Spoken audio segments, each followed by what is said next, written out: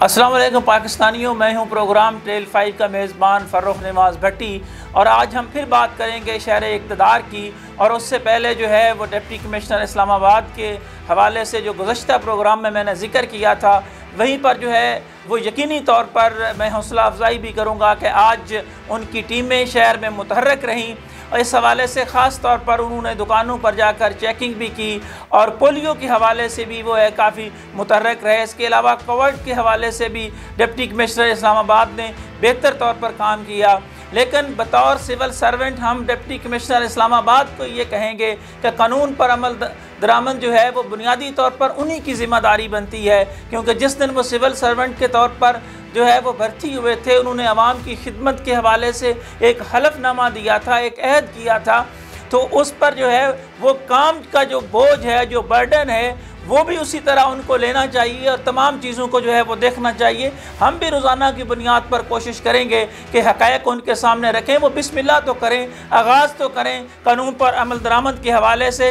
तो आज मैं डिप्टी कमिश्नर इस्लामाबाद से जो है एक और अहम केस के हवाले से बात करना चाहूँगा और उसके मुसद्दक़ा सबूत साथ जो हैं वो स्क्रीन पर जो है वो आप देख सकेंगे। वो है पाकिस्तान एम्प्लॉइज़कोऑपरेटिवहाउसिंग सोसाइटीज़ में। और ये मैं इसलिए जो है वो करना चाहता हूँ कि ये आम अलाटियों के अलावा ये साबिक़ जो हैं वो ब्यूरोक्रेट्स हैं जिनकी उम्र भर की जमा पूंजी और जिन्होंने कानूनी हवाले से भी दरख्वास्तें दे के वो थक चुके हैं कि उनको उनका हक नहीं मिल रहा। उनको जो है वो उन्होंने जो अपनी उम्र भर की जमा पूंजी और ख़ास तौर पर रिटायरमेंट की जो रकम थी जो लगाई थी वहाँ पे पाकिस्तान एम्प्लॉइज़कोऑपरेटिवहाउसिंग सोसाइटीज़ में, वो कारीगर जो हैं वो किस तरह खा गए। और एक्सटोल कंपनी ने एक सोसाइटी के साथ जो मुआहदा किया था उसके ख़िलाफ़ रजिस्ट्रारकोआपरेटिव ने क्या कार्रवाई की। अरबों रुपए के गबन में मुलव्वस मुल्ज़मान को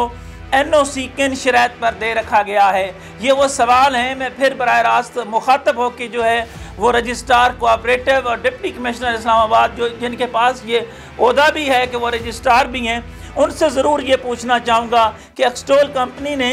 के एक्सटेंशन की सैकड़ों फाइलें जो हैं वो RDA की मंजूरी के बगैर फ़रोख्त की, जबकि 2013 में ही M एक्सटेंशन की सैकड़ों फाइल्स मार्केट में फ़रोख्त करके अरबों रुपए इकट्ठे किए गए। और इसी तरह कोऑपरेटिव कवानीन की खिलाफ वर्जी करते हुए ए एक्सटेंशन जो 2018 में सेल हो चुका था, सोसाइटी ने एक्सटोल्स को फ़ायदा देते हुए 147 प्लाट उसके मार्केट में जो है वो फ़रोख्त किए और उसमें 20 करोड़ से ज़ायद मार्केट से रकम जो है ये इकट्ठी की गई। ये तारिक नदीम अकरम जो हैं वो जो साबिक़ सदर हैं, उनके बाद उन्हीं की रजीम चली आ रही है। एक्सटोल कंपनी उनके बेटे की है जिसकी आगे फ्रंटमैन के तौर पर CEO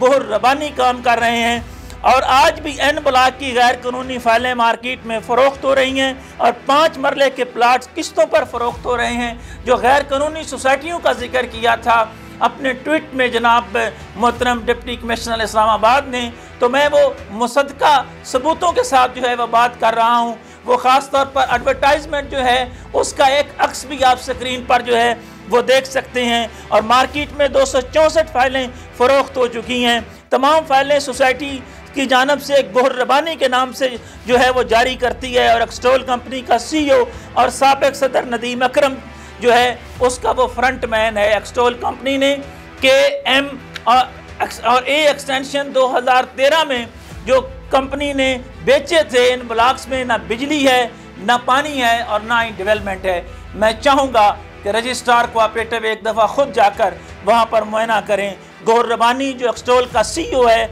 उसने K ब्लॉक के 844, M ब्लॉक के 1406, K एक्सटेंशन के 168 और N ब्लॉक के 269 और A एक्सटेंशन के 147 प्लाट बेचे हैं। ये तमाम प्लाट्स जो 3000 के लगभग हैं सोसाइटी ने गौर रबानी यानी एक फ़र्द वहद के नाम पर जो है वो अलाट किए, जो कोऑपरेटिव कवानीन की खिलाफ वर्जी है। ये मेरे पास कोऑपरेटिव सोसाइटीज़ लॉ की ये बुक पड़ी है। मैं चाहूँगा जनाब डिप्टी कमिश्नर इस्लामाबाद क्योंकि मसरूफ़ हैं तो वो अपने मतहत अमले से ज़रूर पूछें कि इसकी कोई कानूनी वजह मौजूद है कि इतने बड़े पैमाने पर अरबों रुपए का जो फ्रॉड किया गया और ऑडिट पैराग्राफ्स में भी उसका जिक्र है, इसके बावजूद उनके खिलाफ कार्रवाई क्यों नहीं हो सकी। और यहाँ एक बड़ा और अहम सवाल है और वो सवाल ये है कि बुनियादी तौर पर ICT जिन केसेस में इस्लामाबाद हाई कोर्ट में या दीगर लोअर कोर्ट्स में जो है वो वकला की खिदमात हासिल करती है, तो होना तो ये चाहिए था कि उन वकला की जो खिदमात हैं जो हासिल की जाती हैं, जो उनकी फ़ीस की मद में रकम है, वो जनाब हमजा शफकात साहब मेरे मुताबिक तो, और मेरी जो इन्फॉर्मेशन है, जो कुछ मैंने कवानीन को देखा है उनके मुताबिक और इन आपके सोसाइटीज़ कोऑपरेटिव सोसाइटी लॉज के मुताबिक भी देखा जाए तो वो ज़िम्मेदारी जो है वो ICT की बनती है। अगर उनकी फ़ीस जो है वो हाउसिंग सोसाइटीज़ की इंतज़ामी कमेटी जो है वो जारी करेगी, उनको जो है वो अलग से जो है वो चार्ज करने के लिए भेज दिया जाएगा, तो फिर इससे उनको यकीनी तौर पर उनके हौसले भी बुलंद होंगे और ये कवानीन की भी खुली खिलाफ वर्जी है। अगर ये बात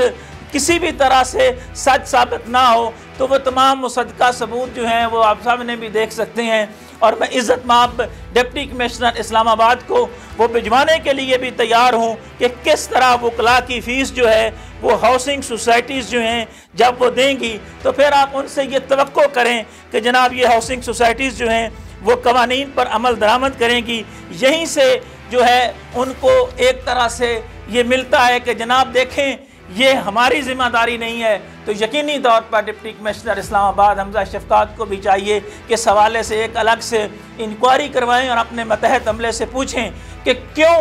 ICT के वकला की जो फ़ीस की रकम है वो सोसाइटीज़ की MC को भिजवाई जाती है। साबिक़ सदर नदीम अकरम की फ्रंटमैन कंपनी एक्सटोल 27 कनाल ज़मीन की कीमत सोसाइटी अकाउंट से निकलवा कर 8 करोड़ 10 लाख रुपए वसूल करना चाहती है, जिसका एक्सटोल ने लेटर भी लिखा है और आप स्क्रीन पर वो ख़त भी देख सकते हैं। ये मुसद्दका सबूत साथ इसलिए दे रहा हूँ ताकि कल को सारा मलबा जो है वो हम पे न डाल दिया जाए कि देखें जी इनके क्या मकासद हैं। हमारे जनाब डिप्टी कमिश्नर इस्लामाबाद से गुजारिश है और जो रजिस्ट्रार हैं कोऑपरेटिव के, जनाब हमारा एक ही मकसद है और वो मकसद है वो आम अलाटी, वो आम पाकिस्तानी और ख़ास तौर पर वो रिटायर्ड ब्यूरोक्रेट्स जो यकीनी तौर पर आपके सीनियर्स हैं, जो मुतअद्दद बार आपको ख़त लिख चुके हैं और वो कापीज़ जो आपको इस हवाले से लिखी गई, इन पर कार्रवाई के हवाले से जो उन्होंने आपको दरखास्तें दी वो भी स्क्रीन पर जो है वो आप देख सकते हैं कि उन्होंने बार बार जो है ये लेटर लिखे।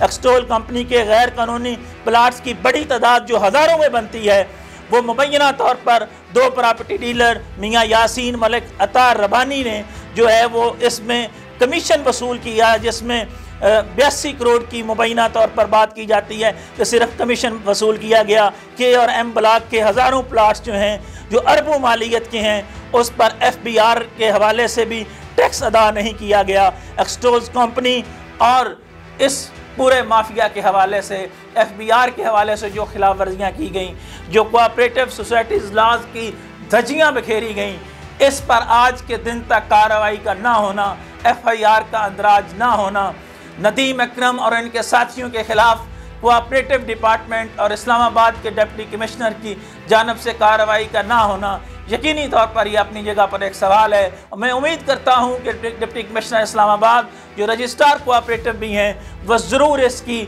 फौरी तौर पर इंक्वायरी कराते हुए इन ज़िम्मेदारान के ख़िलाफ़ जो है वो कार्रवाई करेंगे। और मैं इसके साथ जनाब हमजा शफकात साहब से ये ज़रूर कहूँगा कि हम आपके हर अच्छे काम को अप्रिशिएट करेंगे, लेकिन उसके साथ साथ अदारा जाती इस्लाहात के हवाले से इस्लाह करना भी हमारा फ़र्ज़ है, क्योंकि हमारा काम वो आईना दिखाना है जो आईना जो है वो सच का आईना है, जो आम लोगों की बुनियादी ज़रूरतों के हवाले से, जो आम अलाटियों की रकम है, जो आम पाकिस्तानियों का पैसा है, अरबों रुपए माफिया किस तरह हड़प कर लेता है। यह कोऑपरेटिव सोसाइटी लॉज पर अगर अमल दरामद हो जाए तो मैं यकीन से कह सकता हूँ कि यहाँ पर गैर कानूनी हाउसिंग सोसाइटीज़ और सोसाइटीज़ के अंदर जिनको NOCs मिले हुए हैं किस तरह वो इन लॉज की, इन कवानीन की खिलाफ वर्जियाँ कर रहे हैं, उन पर ना सिर्फ काबू पाया जा सकता है बल्कि हज़ारों अलाटीज़, हज़ारों बेवाओं, हज़ारों मस्कीनों और बेकसों की जो दुआएं हैं वो ले सकते हैं रजिस्ट्रार कोऑपरेटिव।